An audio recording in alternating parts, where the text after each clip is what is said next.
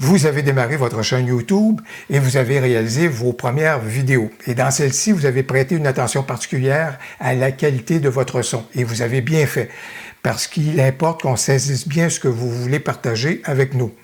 Mais vous avez également constaté, en observant d'autres chaînes, l'importance de la lumière, l'importance de l'éclairage et d'une qualité d'éclairage. Aujourd'hui, pour ceux et celles qui ont le goût de passer à un autre niveau, au niveau de leur chaîne YouTube, j'ai deux sources de lumière que je veux évaluer devant vous et que je vais vous présenter et vous pourrez voir laquelle des deux pourra le mieux répondre à vos besoins. Voilà donc ce qu'on examine maintenant.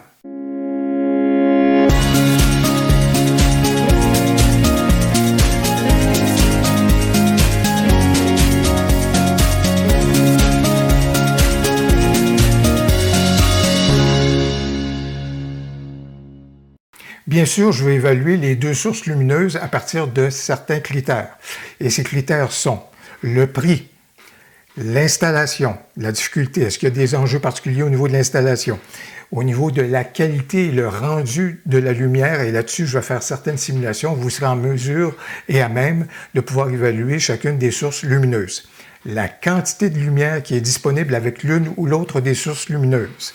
La gestion et l'orientation de la lumière. Voilà qu'il y a de l'importance. L'autonomie qu'on peut avoir avec l'une ou l'autre des sources lumineuses et finalement la gestion des contrôles et la convivialité, si on veut, des contrôles pour l'une et l'autre des sources lumineuses. Les deux sources lumineuses que je vous présente aujourd'hui sont de Neewer. Et c'est un manufacturier que j'aime beaucoup. J'ai plusieurs éléments de Neewer, non seulement au niveau de l'éclairage, mais également au niveau des accessoires photo et vidéo. Et pour vous les présenter dans l'ordre, j'ai une key light et j'ai une fill light. Et la source lumineuse qui agit comme key light, c'est un softbox de Neewer qui fait une superficie de 60 cm par 60 cm. Dans le softbox, on retrouve une ampoule E27 tricolore à intensité variable et j'ai positionné, vous pouvez donc le voir, le softbox légèrement au-dessus donc de l'écran, vous ne pouvez pas le voir, mais bien entendu, il fait donc office de softbox. Et si j'éteins celui-ci et que j'allume mon fill light, alors ce sera donc à la droite de votre écran. Alors du côté du fill light ici, ce que j'ai, c'est un panneau LED que je vous ai déjà présenté dans une vidéo. Alors c'est le panneau LED ultra mince de Neewer. Dans ce cas ici, c'est le panneau de 46 cm, 70 watts, qui fait donc office de fill light et qui vient donc combler l'éclairage qui arrive donc de mon key light. Même si je viens de vous présenter le tout comme étant un key light et un fill light, ça ne veut pas dire qu'on est toujours obligé d'avoir deux sources de lumière électrique. On peut très bien avoir un key light qui va être une source de lumière et avoir un réflecteur qui va agir pour refléter la lumière qui nous arrive du key light et qui va donc nous renvoyer de la lumière, ce qui va donc devenir notre fill light. Et pour ça, on peut avoir un réflecteur même, voire même un carton blanc qu'on va pouvoir suspendre et puis qui pourrait donc agir à ce titre-là de fill light. D'ailleurs, je vais faire une vidéo sur toutes les façons de pouvoir gérer la lumière et des fois avec des moyens qui sont encore là un petit peu plus modestes. Afin que vous puissiez voir les différences au niveau du rendu entre une source de lumière et l'autre source de lumière, je vais fermer le fill light, donc le panneau LED, et là, comme c'est là, la seule lumière qui arrive, c'est donc celle en provenance du softbox. Et moi, de temps en temps, je lève les yeux parce que je suis en train de regarder le moniteur que j'ai juste en haut de la caméra. Alors, vous voyez de la façon que le rendu, il est là, c'est très doux. Ce qu'on aime bien d'un softbox, c'est de la façon que ça vient diffuser la lumière. Et actuellement, c'est juste pour vous dire que au niveau de cette source de lumière-là, je suis à 20% de son intensité. Si je voulais aller à 100%, voici de la façon que ça vient d'exploser. Et bien sûr, je devrais manœuvrer au niveau donc de mon filtre neutre. Mais comme c'est là, je le ramène à 50%, ce qui est encore un peu trop intense à mon goût. Et vous voyez, là, j'amène ça un tout petit peu plus au niveau de 20%. Et bien sûr, je fais des adaptations avec mon filtre neutre que j'ai devant mon boîtier. Alors ça, c'est la qualité de la lumière qui arrive. Et moi, j'aime bien. Dès que j'ai allumé ce softbox-là et que j'ai vu le rendu que ça faisait, j'ai adoré le rendu. Là, je pense que ça va bien. Et avec l'éclairage qui est en arrière également, là, je pense que justement, ce qui est intéressant, et on va y revenir, mais avec l'effet softbox, non seulement c'est la diffusion de la lumière, mais c'est également l'orientation de la lumière, mais j'y reviens dans quelques instants. Maintenant que vous avez découvert le softbox, allons du côté donc du panneau LED de Neewer. Et là, dans ce cas ici, j'éteins donc cette source de lumière, comme ça vous êtes en mesure d'évaluer la qualité du rendu que vous allez obtenir avec le panneau LED. Et encore ici, là, vous voyez que c'est rien de trop éclatant. J'ai même rehaussé un tout petit peu tout à l'heure, l'intensité était à 10% pour agir à titre de fill light. Là, je viens d'augmenter l'intensité à 25%. Et là, je fais juste me tourner volontairement, je ne vous regarde plus, mais juste pour me tourner vers la source lumineuse, comme si je m'adressais à vous. Comme ça, là, vous avez beaucoup plus la situation comme si ça pouvait agir à titre de key light. Alors, autrement dit, il y a une belle intensité qui est là.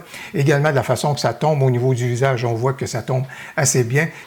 Alors, si on se tourne vers les critères que j'ai identifiés pour vous permettre de repérer laquelle des sources lumineuses peut le mieux vous convenir, commençons d'abord par le prix.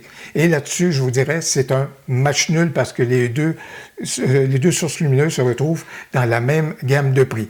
Particulièrement, si vous vous tournez vers l'option 36 cm ou encore 26 ou 27 cm pour le panneau LED ultra mince, c'est vraiment le même prix qu'on va retrouver sur le site de Neewer. Et à cet effet-là, vous allez retrouver dans le descriptif de la vidéo un lien vers chacune des sources lumineuses. Vous allez pouvoir évaluer le tout.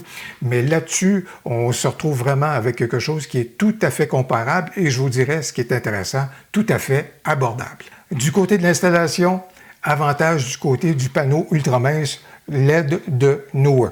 Non pas que le softbox est compliqué à installer, pas du tout. On monte le softbox, on met l'ampoule dans l'intérieur, voilà, c'est réglé. Mais c'est un type d'installation, je vous dirais que si on a besoin de démonter le softbox, de l'amener à un autre endroit pour un shooting ou pour un tournage, de remonter le tout, des trucs du genre, ben je vous dirais que c'est pas une installation qui est compliquée à chaque fois, mais au niveau de l'usure et tout cela, c'est peut-être pas ce qui convient le plus à une situation de travail sur le terrain pour ce qui est de cet équipement-là. Par ailleurs, par contre, au niveau du panneau LED ultra mince, d'ailleurs, on a déjà un sac de transport qui est prévu par Neewer, c'est pour vous dire comment on considère que c'est vraiment un outil de travail. Alors là-dessus, le panneau LED, on le ramasse, on l'enlève de son support, on le met dans le sac, on arrive à destination et en moins d'une minute, déjà le tout est déjà remonté et prêt à opérer. De ce côté-là, vraiment, net avantage du côté donc du panneau ultra mince. Au niveau de l'élément principal, peut-être, qui retient notre attention, c'est la qualité et le rendu de la lumière. Et là-dessus, à la lueur de la simulation que je vous ai faite, vous avez été à même de voir le rendu qu'on obtient avec le softbox comparativement au rendu LED du panneau ultra mince.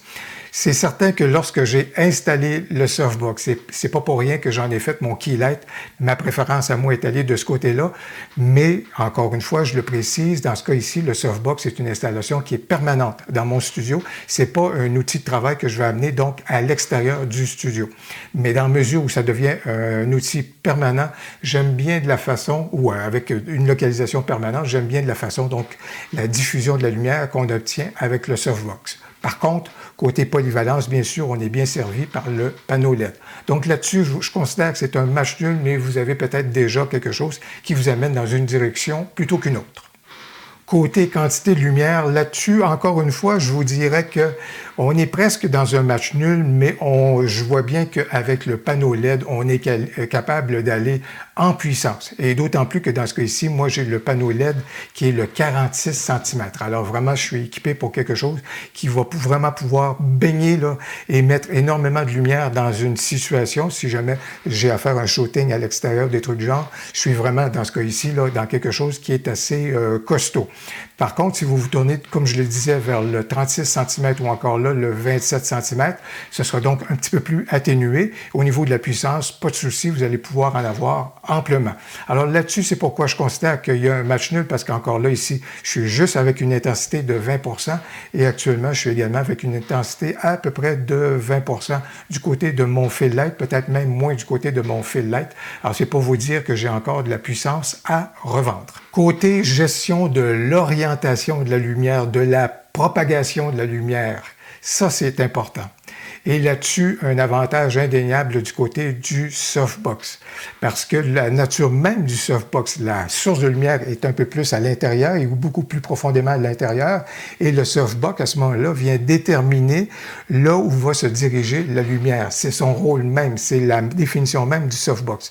Alors que du côté du panneau LED ultramince, on n'a pas cette restriction du rayonnement donc de la lumière.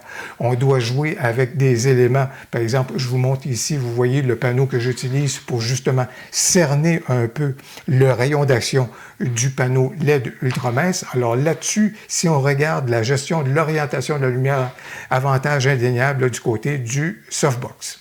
Alors, du côté de l'autonomie, avantage incontestable du côté du panneau ultramince LED de Neewer, parce qu'on est capable d'alimenter celui-ci, non seulement de façon murale, mais également avec des piles Sony NP-F. Voilà qui nous donne une belle autonomie et qui peut même être de plusieurs heures. Alors ça, c'est formidable si on doit faire un shooting ou un tournage à l'extérieur. Du côté du panneau softbox, on est juste avec l'alimentation électrique classique, à moins évidemment d'avoir un battery pack qu'on va transporter pour pouvoir alimenter cette source lumineuse-là. Mais si on veut être vraiment autonome, grâce au Sony NP-F, vraiment là, on doit se tourner du côté du panneau ultramince. Et au niveau de la gestion des contrôles, rien de plus simple, autant dans un cas que dans l'autre. Bien sûr, avec le panneau ultramince, on est en mesure d'accéder à des contrôles qui sont à l'arrière du panneau et de pouvoir gérer la source lumineuse avec ces contrôles-là. Mais je vous dirais que dans un cas comme dans l'autre, on a des manettes et on est en mesure donc de se tourner vers ces manettes-là pour pouvoir gérer nos sources lumineuses. En fait, du côté du softbox, la manette, c'est la seule façon de pouvoir gérer la lumière et déterminer si on veut une lumière chaude, une lumière froide, quelle est l'intensité de celle-ci. Bref, dans un cas comme dans l'autre, avec les manettes, là, c'est vraiment pas de souci et c'est très agréable de travailler de cette façon-là. Alors au final, quel est votre choix? Je pense que vous avez deux belles options devant vous. En fait, ce qui va vous guider, c'est l'identification, bien sûr, de vos besoins. Êtes-vous à la recherche d'une source lumineuse qui sera dans votre studio de façon permanente? Ou encore, vous avez besoin d'une source lumineuse qui, à l'occasion, pourrait vous accompagner dans un shooting ou un tournage. Voilà qui va peut-être vous guider en direction de l'une plutôt que de l'autre. J'espère que vous avez donc aimé la vidéo. J'espère que les critères que j'ai identifiés pourront vous être utiles à identifier donc la source de lumineuse qui est la plus intéressante et la plus pertinente pour vous. Si vous avez aimé la vidéo, n'hésitez donc pas à cliquer sur « J'aime » et surtout, n'hésitez pas à commenter. J'ai bien hâte de vous lire. Au plaisir, à la prochaine.